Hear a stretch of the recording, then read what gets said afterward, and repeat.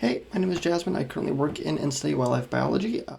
This is my channel. Here I basically just look at popular videos that have something to do with wildlife biology, or biology in some way, and give my own commentary as somebody who studies and works with wildlife biology. So yeah, this video I've actually already seen part of. My partner said watch it, and I said, hey, this might be fun to react to. She said that she agreed, so here we are. Hopefully this will be a good one. Hopefully I'll be able to give some fun and educational commentary. Hopefully you learn something. Hopefully you're entertained. I'm still new to this. I'm still trying to figure out what the fuck I'm doing, so let's crack on with it. Yeah, no more commentary needed from me. Let's just start the video, because that's what you're all here for, right? That is loud. Hold on, people. Stop the Jeep ride. Just stop it. There we go. John Williams, cut the music. Steven Spielberg, you should know better. If I'd made this mistake, the internet would be running me out of town on a rail. Come on, Stevie. The Triceratops, Velociraptor, and T-Rex aren't from the Jurassic period, meaning that the park should be called Cretaceous World. Yeah, hey, pretty no sure one said everybody knows scientific this. accuracy It's was sketchy. pretty well known, but fair point. I mean, it is what it is. I'll be honest, it's kind of funny how many people in biology have had a dinosaur phase, so yeah. It's not surprising that I know this. In fact, I feel like most people know this, but then again, Hello, Internet. my experience is biased because most people I know are in biology. So, founding members of the Chris Pratt Appreciation Club. I mean, seriously, this guy can do no wrong in my eyes. Well, except for maybe Passengers. Yeah, and for totally causing the universe to get dusted. But seriously, this guy is my perpetual man crush Monday. Attention, all you internet shippers. Here's the new hashtag Pratt Pat. So of course, as Chris Pratt's biggest, totally not creepy, totally not a stalker fan, you know that I'm excited about the new Jurassic World Fallen Kingdom. I mean, what is not to love about a Six Flags full of dinosaurs? Yeah, sure, Yeah. but that was just growing human wildlife pains. conflict is Jurassic kind of a World problem, especially when the open wildlife to the is public extra homicidal. and had... Okay, fine. Filling a park with bloodthirsty prehistoric beasts may not be the safest choice, which begs the question then, is a dino park really doomed for failure, multiple casualties, and more lawsuits than you can shake a shirtless Jeff Goldblum at? And the answer is a decided no. Conflict, for as difficult as it might seem to run a park like this, all of it, and I do mean all of it, could have been easily avoided if the people running the park had just done some basic research. Of all the problems of a major theme park and a major Right you are, Two-Eyed Nick honestly. Fury. The Jurassic Parks do in fact have all the problems of a mega-sized zoo coupled with the danger factor of an amusement park. But after studying all of the Jurassic Park films, yes, even Jurassic Park 3, I've come to the conclusion that 3 simple fixes could have completely reversed the course of all of these movies, resulting in hundreds of lives saved. You realize and that also shit that can be a fixed billion very less simply at the and box easily. office. But who's counting? So get ready. It's Today quite common, we're but learning how it's also Jurassic expensive. World should protect when dinos attack. First, we have to talk space. Now, this should come as no surprise, but wild animals need space in captivity to thrive. If an animal is kept in an enclosure that's too small, well, things are gonna start to get a little hairy. Or I suppose if you're keeping a dinosaur scaly, feathery at this point? Is it feathery now? Is it feathery now? Anyway, Yeah, the Association of scales. Reality Zoos is and even modern Aquariums, or birds have both scales and AZA, feathers. created a Look at a manual chicken's with the legs. basic tenets of how to treat animals in confinement. Per the manual, there are strict minimums for the amount of space needed for each species based on their size. For example, a lion needs a minimum of 10,000 square feet, a little over the size of a baseball diamond's infield or 5 tennis courts. If that sounds like a lot, well, consider this. In the wild, a typical lion's territory is 100 square miles. Everything the light. Yeah, most people don't realize how much space wild animals take That's up. I nearly mean, 300,000 part of my times field more involves than what's grassland being given to birds, them in and captivity. the amount of But space okay, that a if this is single the tiny standard for grassland bird will keeping take up animals happy is in captivity in a immense. humane Like, way, we can apply I don't similar have exact metrics numbers, to a but it's dinosaur a lot more than and you thus expect for, you know, a approximate the tiny minimum little amount of bird space that has needed to keep literally a these sparrow. ancient creatures in check. So the biggest lions are about 4 foot by 8 foot in size, meaning that for every 32 square feet a lion, he needs 10,000 square feet to roam freely. Per scientists, the average T-Rex was just a wee bit bigger, at 18 Just a little feet bit. by 40 feet. So for the 720 square feet that a T-Rex covers, he's gonna need 32 over 10,000 equals 720 over X, a minimum of 225 100,000 square feet to thrive. makes That sense. is nearly That sounds 5 accurate. acres of land for one thunder lizard. To put it in jock terms, that is 4.5 football fields for one animal. 100% sure So there are how birds well that does take up more Jurassic space, World so that's do when actually it not comes to that giving its star surprising. attractions the And appropriate by amount of birding, like, space? Well, small we bird. never actually see the Not, you know, full-size giant pet ass for the T-Rex, theropod. but we do get to see it for his genetic mutant brother, the I-Rex. Correction, we kinda get to see it. You see, the movie can't really decide if the I-Rex paddock is a hexagon or an octagon.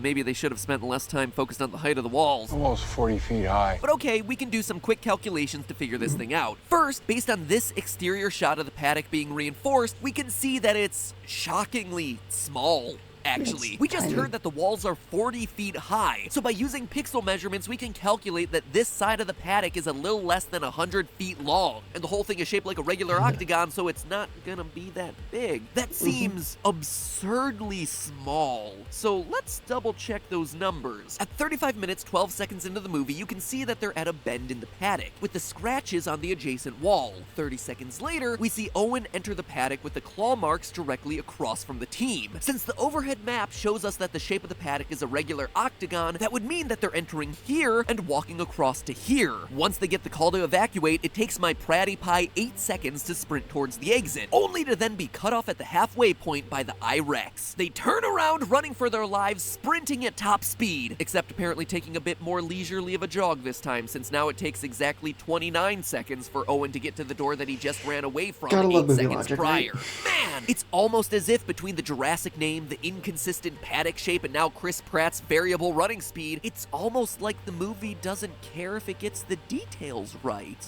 Nah, that couldn't be it. Anyway, the top sprint speed for an average human is 16 miles per hour, though Chris Pratt, you'll never be average to me. Meaning that the total length they'd be running from entrance to exit is about 90 feet once you factor in the octagonal shape, getting cut off at the halfway point, etc., etc. Anyway, long story short, the shockingly small dimensions of the I-Rex paddock unbelievably check out. So with wall lengths of 100 feet, the area of the pen winds up being 48,284 square feet. That is the size of one football field minus the end zones. It is 1/5 that's the recommended insane. size for a creature that large. Even if you were to double the size of the paddock as it currently stands, you would still be at less than half of what this creature needs to be kept wonder if there was humanely. There's conflict even with an the animal in-universe decided that it didn't explanation like for its why tiny this pen would enclosure be and decided so to escape 'cause of the incredibly virus situation. tiny. I would too. Containment insisted we build the walls up higher.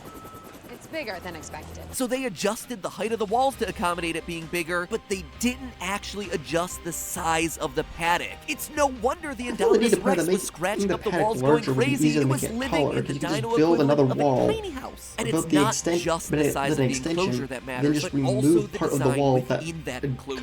the Again, extension, per the so AZA you manual, don't have to worry about being quote, eaten while you're careful building the extension. consideration You just should pull be the wall given out to and exhibit design, cool, so it that can all clear areas meet space the much physical, easier, social, 100%. behavioral, and psychological needs of the species. Animals should be displayed whenever possible in exhibits replicating their wild habitat. End quote. Basically, what it's saying is the best way to keep an animal happy in confinement is to trick it into believing it's not actually in confinement. Yeah, Go that makes figure. sense. Big surprise. But yet again, Jurassic World fails to meet these absolutely basic standards. The aquatic Not all Mosasaurus surprising. is kept in a huge deep tank that spectators watch from underground. There's only one problem with that though. Per historical record, the Mosasaurus was actually more comfortable in shallower waters. Putting it in a deep water tank is the exact opposite of what this animal needs. But the oversight gonna that disagree really with that comes back to bite them in a because very the literal definition of sense shallow is with water the to a human raptors. versus a You see, we 100-foot-long always mosasaur, visualize dinosaurs big roaming difference. around in dense tropical forests, and for the That's most still part, considered that's close to largely shore. true. For We example, generally the reasonably majority consider of close all to shore and T-Rex therefore still fossils were shallow found water, in North so America, the most I'll famous disagree with being that, in the to be Hell honest. Creek Formation in the Wyoming-Montana area. Now, Montana might seem like a far cry from a tropical paradise, but remember, we're talking about billions of years ago. Yeah, back North then it was a- America back then was thought to be fairly hot and humid during the Cretaceous precisely. period. So putting a Exactly dino the same. theme park on a tropical island like Isla Nublar, which, according to the movies, is 120 miles west of Costa Rica with an average temperature of 75 degrees Fahrenheit and 80% humidity, well, it's a pretty darn good choice for the T-Rex. In Yeah. fact, it's a good choice for most of the dinosaurs, except for the velociraptors. You see, raptor fossils were found closer to Mongolia. This area was much more dry and arid during the Cretaceous period. For the raptors to feel comfortable in a tropical environment like Isla Nublar, they would need to be placed in the equivalent of a zoo's desert exhibit. But looking at the raptor enclosures, Jurassic World has made 0 attempts at recreating their natural environments. Imagine putting a polar bear in a jungle. It would be completely crazy, unless of course you were in some sort of tropical island post-death purgatory state.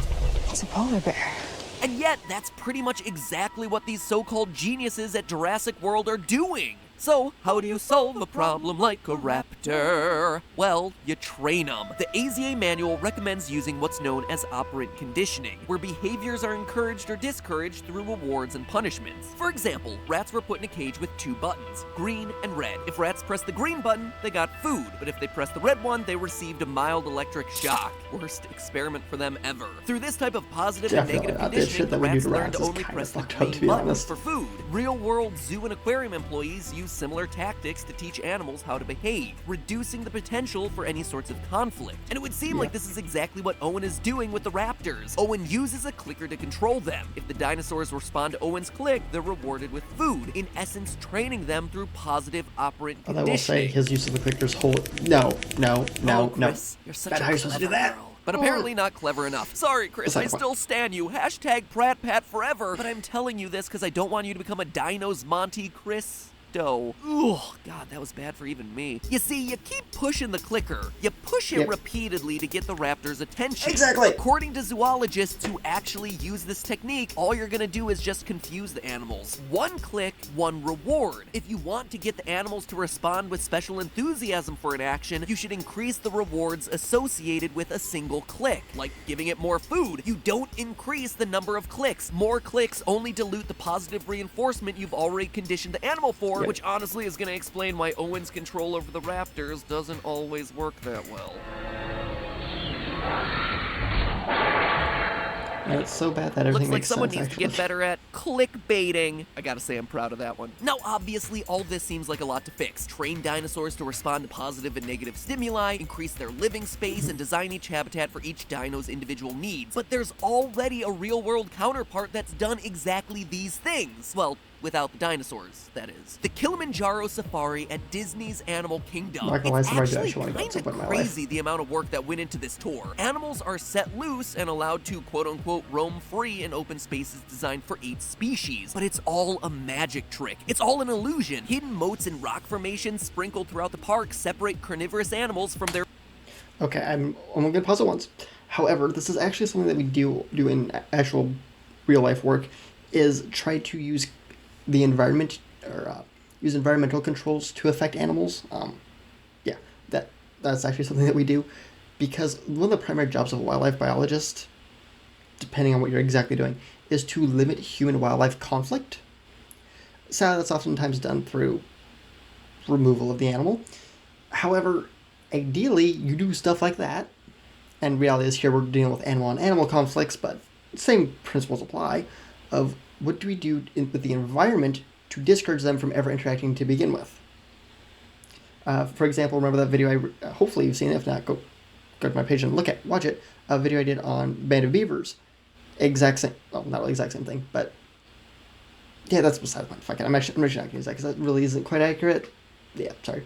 I talk up my ass sometimes. Anyway, back to the video. Their potential prey, which includes humans, keeping the animals in check while still keeping them happy and on display. The rocks where the lions hang out, totally air-conditioned. Seriously, there are air conditioning blowers built into these things. And if it gets cold, they have heaters built in too, which encourages the lions to hang out in plain view. To encourage the animals to be more active, Disney installed concrete feeders hidden as elements in the environment, like broken tree limbs and rocks. And as far as operant conditioning is concerned, at the end of every day, each animal has been specially trained to respond to different sounds. The crocodiles have a metal bar that's being hit underwater, elephants come in to the beat of a drum, giraffes listen for a cowbell, and a duck call is used for the gazelles. It's the perfect example for Jurassic World to follow. Isla Nublar is a whopping 30 square miles in size, so there is plenty of room. Owen gets good as a trainer, they add in some controlled climates, easy as that, no deaths, no lawsuits. Long story short, if you find yourself buying a zoo of any any type, prehistoric or otherwise, just